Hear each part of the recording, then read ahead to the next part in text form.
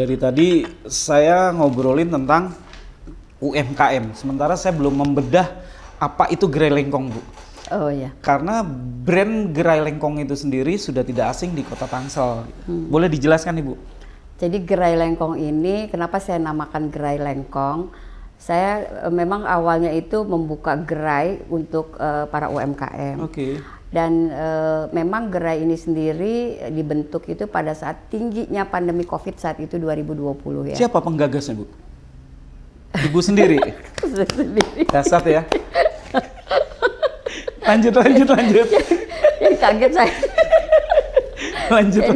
Jadi memang awalnya itu saya berpikir karena teman-teman ini banyak mengeluhkan apa produknya yang sudah siap dijual pada saat itu sudah berproduksi bulan Maret itu tiba-tiba harus tengkurap harus di tengah COVID stagnan gitu kan, nggak bisa jual. Saya berpikir gimana caranya nih membantu teman-teman menjual kan. Kalau kita hanya sebatas selama ini saya membantu menjual, tolong dong nih beli ada produk ini karena hobi saya juga jualan Mas Bagong gitu kan. Jadi saya berpikir saya harus punya wadah tempat yang memang produk itu saya tampung, saya tinggal jual gitu. Jadi saya berpikir, oh ya saya bikin gerai aja gitu. Tapi kan gerai ini harus punya nama. Jadi saya berpikir karena kebetulan kami tuh sering memperingati hari peristiwa lengkong di Tangerang Selatan. Ini kan ada peristiwa lengkong ya. Diperingati setiap 25 Januari, itu monumennya juga ada, Monumen Daan Mogot yang sebelumnya menjadi monumen lengkong. Nah, saya berpikir kenapa tidak saya namakan aja gerai lengkong untuk juga memberikan spirit perjuangan pada teman-teman UMKM yang memang terpuruk saat itu gitu kan. Jadi yang namanya berjuang itu bukan hanya pahlawan-pahlawan kita dahulu, tapi saat ini kita sedang berjuang menghadapi bencana yang tidak pernah tahu akan berakhirnya kapan. Karena kalau bencana alam kan ketahuan recovery kapan berapa lama. Tapi pandemi COVID dari 2020 kita sama-sama jalani, kita sama-sama terpuruk, bukan hanya Tangsel, mungkin seluruh negara dunia, makro ya. Dan itu betul-betul yang sangat luar biasa. Jadi saya tetap, kita tuh dalam kondisi apapun, diuji apapun oleh Allah, kita tetap punya spirit perjuangan, kita harus tetap berjuang. Meskipun mereka berproduksi dari rumah, tapi tetap harus menambah setidaknya minimal sedikit lah membantu ekonomi keluarga. Jadi saya namakanlah gerai lengkong supaya ada spirit perjuangan. Spirit perjuangan ya. Itu salah satu pahlawan Ibu ya? Ya, bukan salah satu. Jadi pada saat 25 Januari 1946 setelah masa kemerdekaan, ada tentara muda kita sebanyak 34 tentara muda yang ditembak. Dan 3 tentara perwira di daerah Lengkong. Di daerah Lengkong, yang saat ini menjadi Tangerang. Yang saat ini menjadi ada monumennya, Monumen Daan Mogot. Itu ada di Tangerang Selatan. Tangerang Selatan. Satu PR buat saya nanti buat Pak produser kita untuk bisa mengunjungi monumen. Boleh saya pandu sekalian. Alhamdulillah. Kita berkunjung. Jadi ada kaitan loh Kota Tangerang Selatan dan Kota Tangerang. Pada saat penembakan tentara muda saat itu dimakamkan dalam satu lubang yang sekarang masih ada monumennya. Nah, seminggu kemudian jenazah mereka diangkat dan dibawa dan dimakamkan di Kota Tangerang yang sekarang bernama Taman Makam Pahlawan Taruna.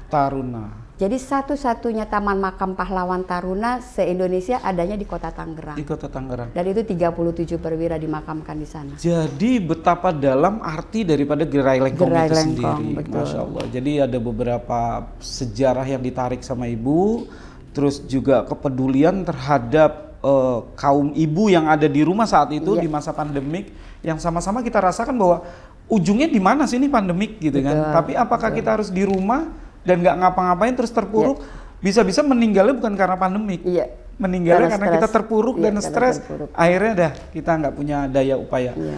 Di sini saya merasakan ada beberapa getaran yang sangat kuat bahwa gerai lengkong ini memang bukan main-main diciptakan untuk para kaum UMKM yang ada di Kota Tangerang Selatan. Tapi gini ya Bu ya, UMKM itu sekian banyak terus masuk ke gerai lengkong, profit apa sih Bu yang didapat sama mereka Bu? Untuk para UMKM? Iya, yang tergabung di gerai lengkong. Yang pertama pastinya profit untuk mereka adalah secara finansial. Secara finansial mereka bisa berputar modalnya kembali. Karena gerai lengkong saat itu dan sampai sekarang masih konsisten kami membeli putus produk-produk mereka. Jadi pada saat mereka lolos kurasi melalui SOP-nya Gerai Lengkong, kita pesan produk mereka dan sekian hari kemudian diproses, mereka langsung dibayar putus. Dan saat itu juga pastinya mereka bisa membeli bahan-bahan produk lagi dan mereka bisa jual kembali, dan mereka tidak hanya harus menjual di Gerai Lengkong, mereka bisa menjual dimanapun sebisa mereka menawarkan. Kita memberikan kesempatan mereka seluas-luasnya menjual produk-produknya, dan kita tidak menutup untuk mereka menjual di gerai-gerai manapun. Tapi untuk Tangsel mereka harus mencantumkan logo Gerai Lengkongnya untuk di Gerai Lengkong. Tangsel, itu branding ya, karena mereka juga ada kesepakatannya. Seperti ini ada, dan mereka tidak boleh menjual yang sudah kita branding seperti ini di gerai lain. Jadi silakan mereka, dan ini desain. Jadi pelan-pelan kita akan membranding masing-masing produk yang masuk di Gerai Lengkong. Di antaranya ini sudah kita branding dengan desain sendiri dari kami, dari gerai. Dan ini hanya dijual di Gerai Lengkong. Jadi itulah salah satu profit yang didapat untuk anggota Gerai Lengkong itu sendiri. Dan selain merubah kemasan, karena strategi yang dijalankan adalah strategi di luar Tangsel ya Bu ya, tentunya ya. Baik itu sendiri tamu-tamu yang ada di Tangsel untuk bisa mencari oleh-oleh yang mudah di mana sih, ini loh Gerai Lengkong gitu ya. Oke. Karena kita punya prinsip, kita harus bisa membeli 3 panca indera konsumen, Mas Bagong. Pelan-pelan Bu, saya mau dengerin. Ini serius ya Bu? 3 panca indera nih yang harus, ini serius yang Gerai Lengkong selalu terapkan selama ini. Siap. Yang pertama adalah panca indera lidah. Rasa.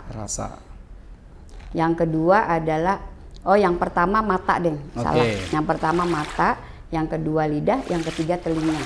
Mata kenapa? Pada saat kita melihat, cantik gak nih Mas Bagong? Menarik gak? Ya, eye catching. Packaging ini, eye catching kan? Nah artinya kita tertarik untuk membuka kan? Setelah kita buka, kita rasakan, kita cicipi. Contoh deh, nggak usah ini yang udah kebuka nih. Ini juga menarik kan? Nah ini kita buka, mau rasain nggak Mas Bagong? Saya udah rasain Bu. Udah ya? Udah rasain. Nah, ini saya takut nggak bisa ngomong. Karena ada kelornya ya. Ini nggak ngebius. Ini saya coba ya. Bismillahirrahmanirrahim. Ini kan cookies bentuknya. Dia nggak ngeblur.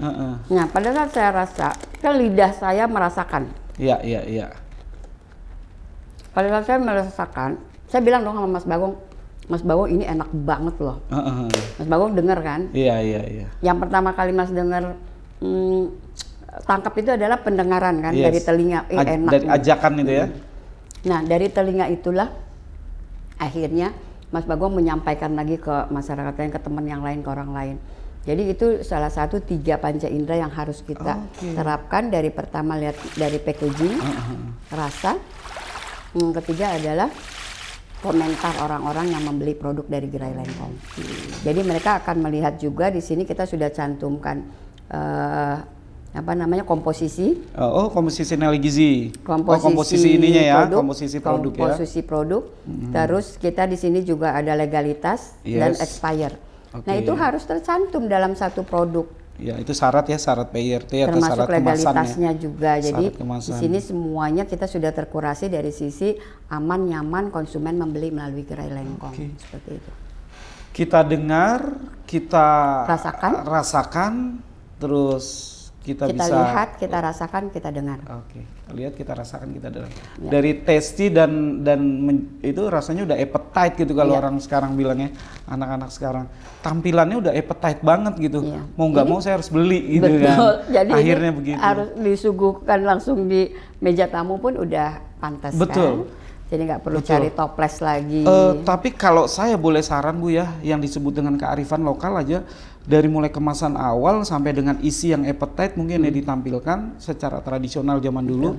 Ada unsur-unsur, ya kalau boleh saran Bu ya, ada unsur-unsur tempo dulunya gitu loh. Ataukah nanti ada kemasan yang berbentuk anyamannya atau apa gitu, dan apa. Biasanya seperti itu kalau kita menggali kearifan lokal. Tapi unsur clean and close-nya tetap terjaga.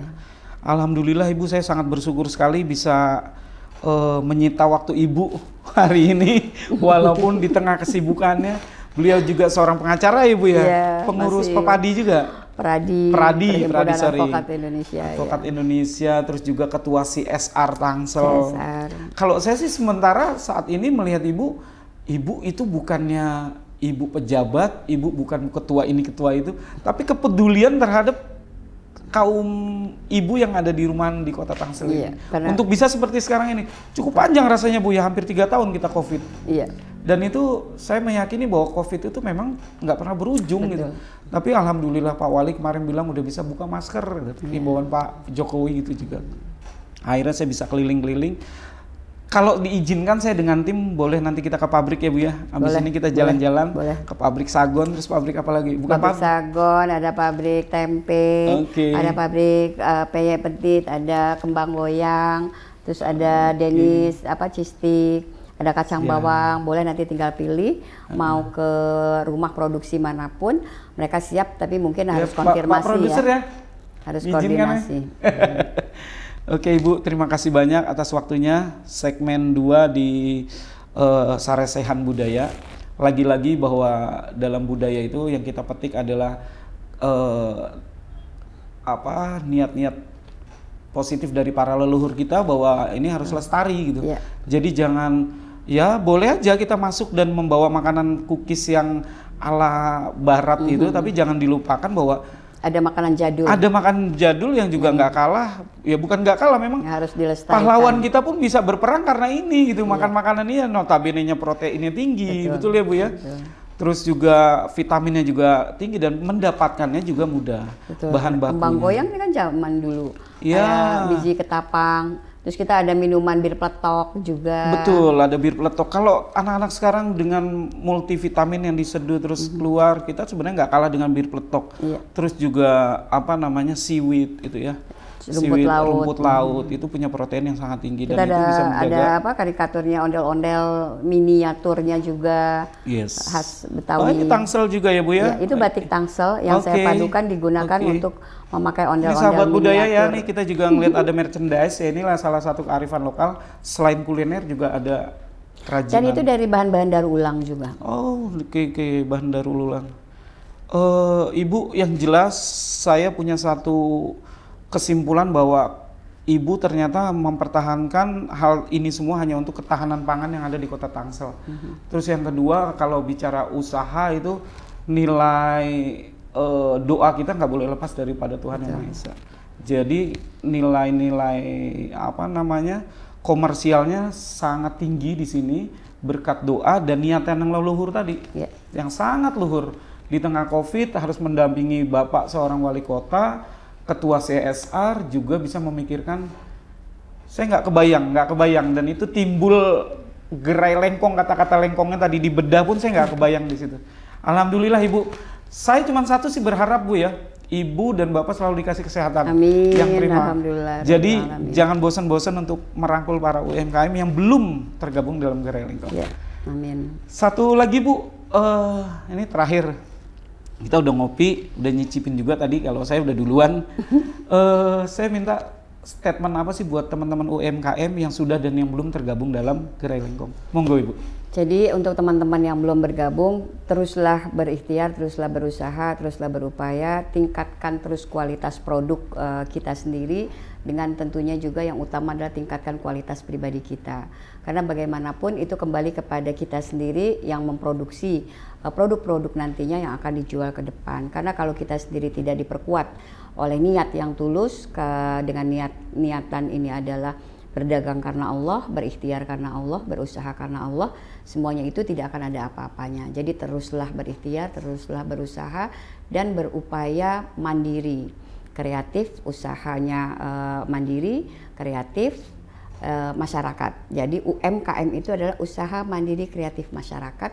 Itu harus kita gaungkan terus, kemandirian itu yang paling utama. Itu aja. Oke, baik ya pemirsa budaya. Kali ini saya sangat bersyukur karena di tengah-tengah COVID selama berlangsung hampir 3 tahun ini ada satu sosok Ibu Lista dan timnya juga yang nggak segan-segan untuk siang malam untuk saya sering benar menemukan bertemu dengan Bu Lista di tengah malam, berkumpul dengan teman-temannya untuk memajukan gerai lengkong ini. Gerai lengkong yang notabene diambil dari kata-kata Lengkong itu adalah salah satu peristiwa ya Bu ya, peristiwa betul. yang ada di Kota Tangerang Selatan dengan mengangkat nilai-nilai leluhur bangsa Indonesia, bahwa bahan baku yang ada di Tangerang Selatan ini juga bisa dijadikan nilai komersial yang sangat tinggi. Betul. Tanpa kita memikirkan harus apa kita berbuat selama di saat COVID ini, tapi Bu Lista memberikan solusi jalan terbaik buat para UMKM, usaha mandiri kreatif masyarakat. Gerai Lengkong. Terima kasih bersama saya dan Ibu Lista. Assalamualaikum warahmatullahi wabarakatuh. Waalaikumsalam warahmatullahi wabarakatuh.